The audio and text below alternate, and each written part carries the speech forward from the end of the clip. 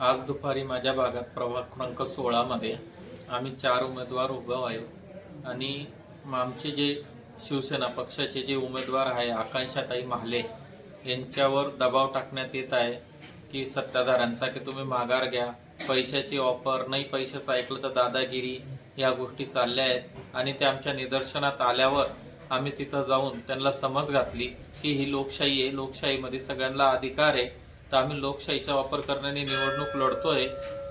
समोरासमोर जनता कौल देईल, जनतेने जर आम्हाला स्वीकारलं तर आम्ही जनतेचा विकासाकरता पुढे येऊ, नाही स्वीकारलं तर आम्ही घरी बसू।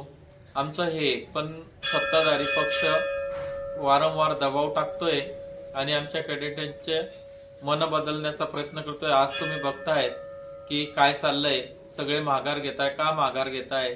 फुकट कोणी घेत नाही, पैशाचा दबाव टाकला जात आहे, हुकुमशाही चाललेली आहे आणि असंच जर चाललं तर लोकशाहीचा खंडन होतंय। भविष्यात हुकुमशाही आल्याशिवाय राहणार नाही। त्यांच्यावर दंड वापरतायत की त्यांचं म्हणजे सगळ्या प्रकारे पुढे तुम्हाला त्रास होणार आहे, उमेदवार गुंड प्रवृत्तीचे, उद्या तुम्हाला राहू देणार नाही, असा दाब त्यांच्यावर टाकण्यात येत आहे। तुमच्यावर पण असा प्रयत्न पोचलंच नाही कारण की त्यांना माहिती आहे मी मागा आहे, कारण की माझ्या आगमागं कोण नाहीये। मी ज्या दिवशी साडी नेसली त्याच दिवशी मेलेली। मी त्यांच्या कोणत्याही दबावाला घाबरत नाही।